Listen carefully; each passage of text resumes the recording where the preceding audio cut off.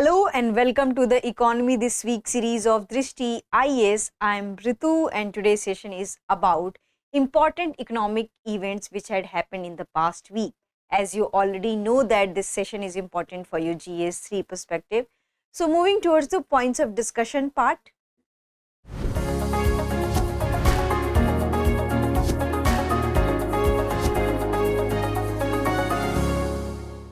So we are going to discuss the US federal thing, that what its impact on India and RBI we have. Then we are going to discuss about the lack of industries. In this we are going to take a case study of Bihar.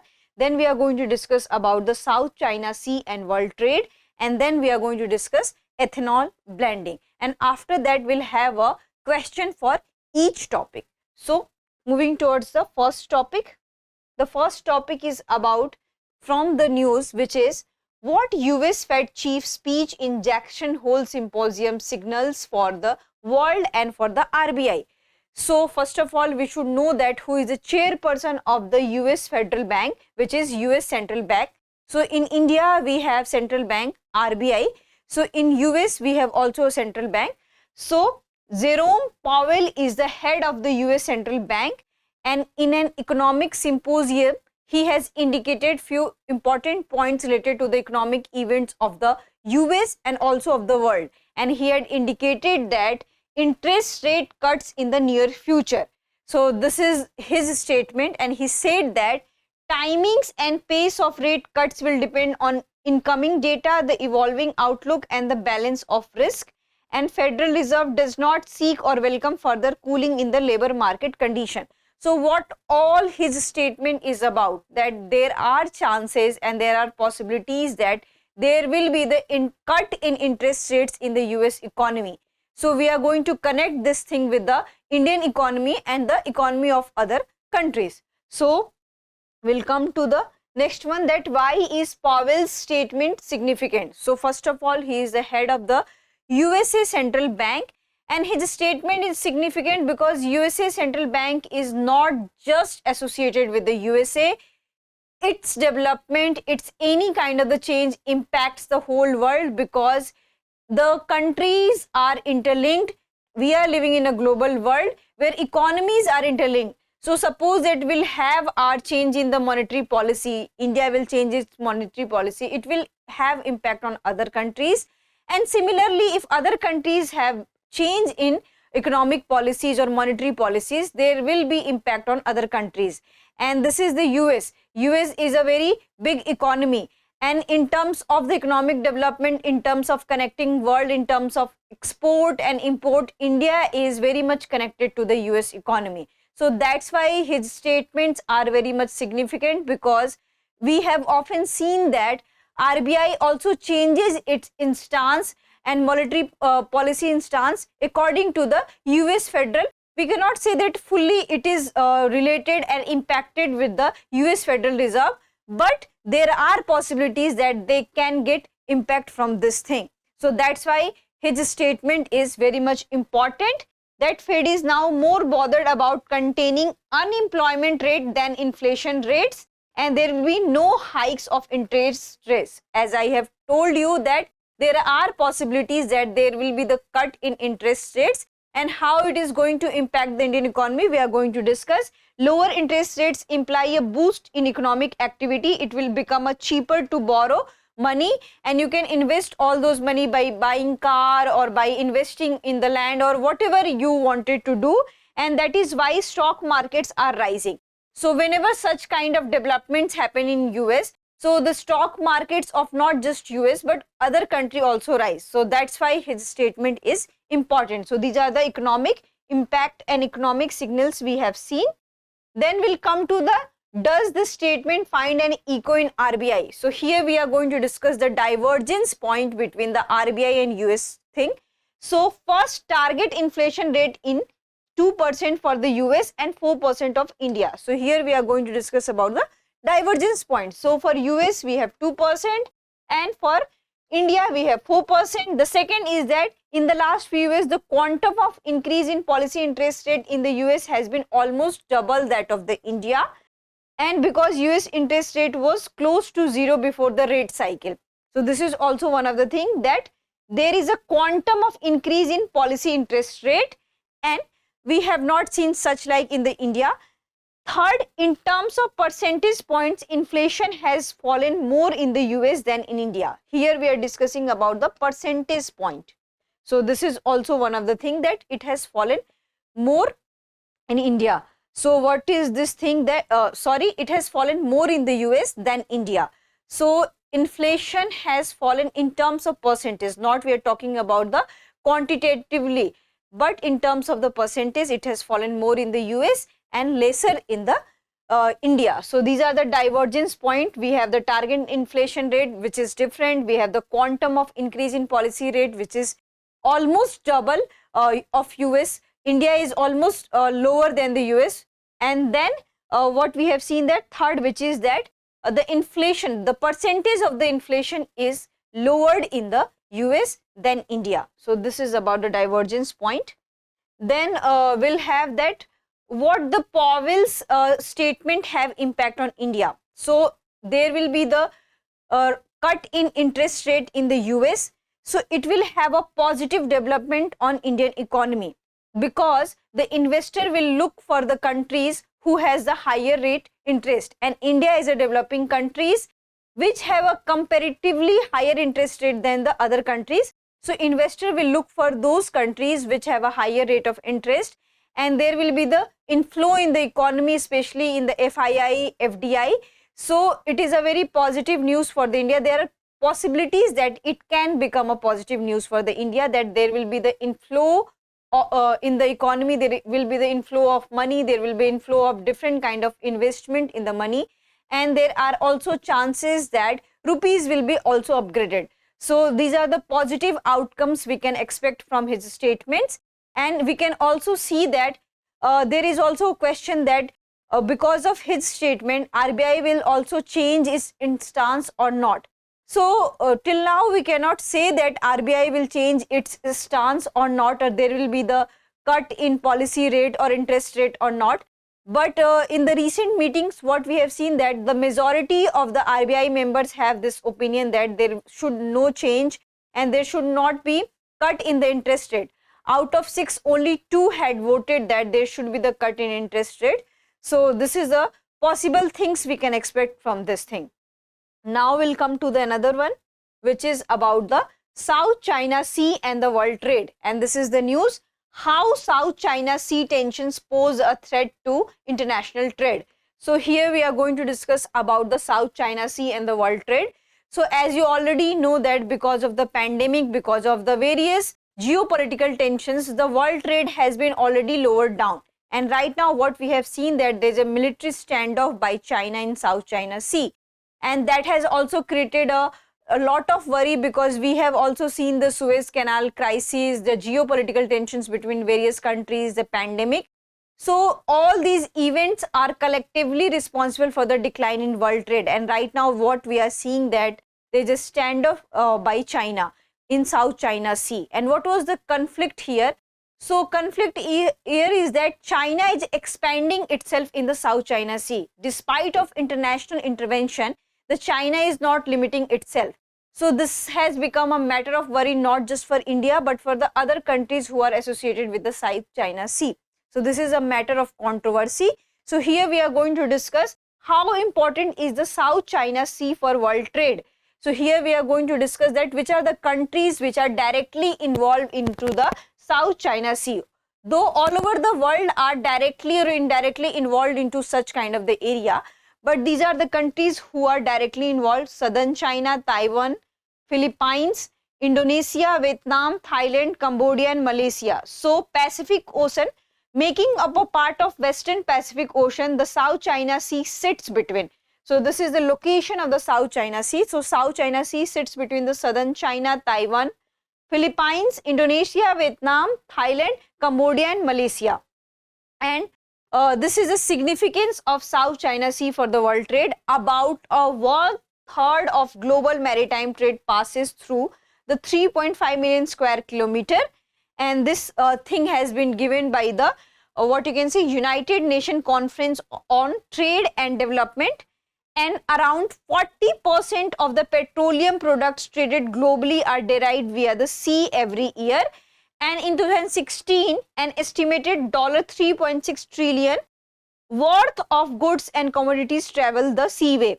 So what all these data are showing that almost entire world is impacted with this South China Sea. And if there will be the tension in the territory of South China Sea, almost every country will be affected because of this. Now we'll come to the that what researchers and what are the other data we have available regarding the importance of the South China Sea and world trade.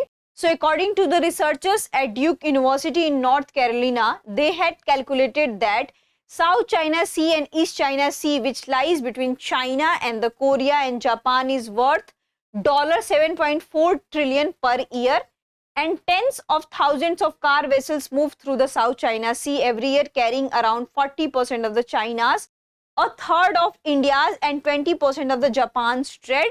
And if we'll talk about the Asias, the three countries are highly impacted with this: China, Japan, and India. And South China Sea is a vital crossroad for both intra-Asian trade as well as for the commerce with the rest of the world, especially Europe, Middle East, and Africa. So what we have seen that in terms of the world also, it is very significant. If we'll talk about the India, a third of India's trade is also dependent on this. So that's why it's very important to have a smooth trade into this territory, because especially Europe, Middle East, and Africa will be affected by this. And if we'll talk about the India and Asian countries, so they are also getting affected by this. So there should not be a monopoly of one country. So this is the data we have related to the South China Sea, that how the trade with and trade around South China Sea is vital. And this has become vital more because of various geopolitical tensions, various routes are blocked, various canals are blocked. So in this situation, its importance has risen day by day. Now we'll come to the next one. Next one is about the lack of industry. So this is the next topic. Lack of industries in Bihar push youth to vie for the government job. So here we have taken a case study of Bihar, because if you'll see the data of Niti Aayog and other data which happen on the socio-economic status of different states, what we have seen that Bihar ranked the lowest. So it's very important to take a case study of those states which have ranked lowest in the all country, or sorry, in all these states and all over the country. So that's why it's very important to know and have a case study of the Bihar. So there is a former director of Patna-based A.N. Sinha Institute of Social Science, D.M. Devakar. So D.M. Devakar is a former director of A.N. Sinha Institute for Social Science, and this institute is very much renowned and reputed for the research in social science. So that person has said that the Bihar economic status is not rising because there is a lack of industry. There are lack of industries in Bihar, and the population of Bihar is largely dependent on agriculture, and because of that the Bihar ranked lowest throughout the country.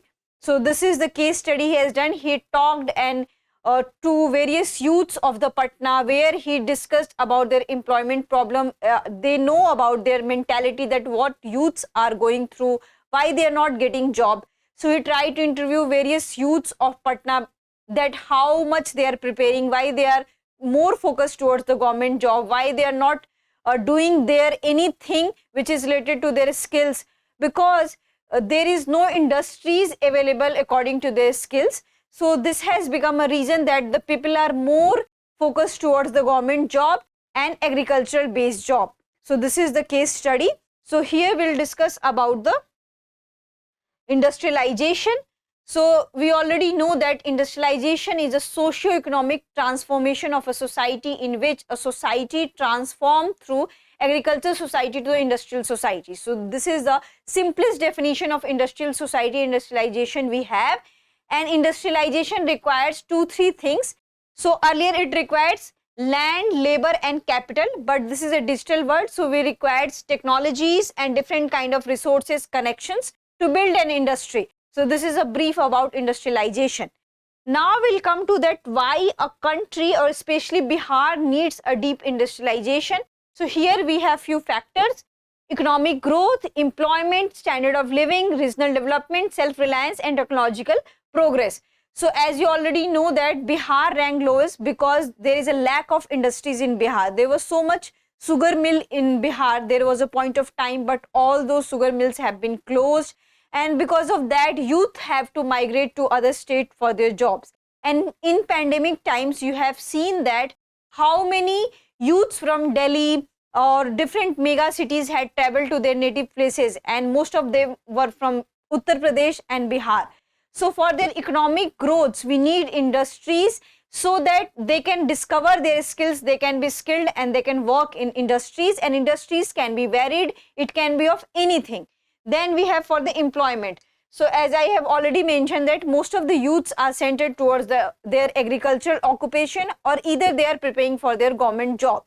So if they will have more employment opportunity because there are more industries, just like in Gujarat, Haryana, we have industries, and that's why we can see that so many people are working into all those industries. So they already have employment. So they are not focused towards one or two goals. And then standard of living will also rise. So if a 30-year-old student is preparing for government job, so that person is surviving on a very minimum salary or minimum pay amount. So if that person will have a job, then his or her standard of living will also rise. If that person will earn 50,000 or 16,000 in a month or 40,000 in a month, and suppose that that person is just investing on 10,000 on her daily rituals, on her this thing. So if a person is investing just 10,000 because he is living a student life, and if he has a job, so he will invest 40,000. So with this investment, what we have seen that their standard of living will rise, and there will be more inflow of money in the economy. Regional development, this is pretty much clear that if there will be the more industries in any state, there will be the regional development. We can see the development of Jharkhand. There are so many steel companies and things, and colonies have been made, schools have been made. So what we have seen that a kind of urbanization and kind of rise in standard of living we have seen for a particular city. We have this steel city just like Bokaro. So we have a particular cities. So in that sense, there will be a development of cities, there will be the development of standard of living, there will be development of education, inflow of money, then self-reliance, because these youths, they are taking 10,000 from their parents or from other sources. These youths should not have dependent on their parents and for other thing for their funding, and technological progress.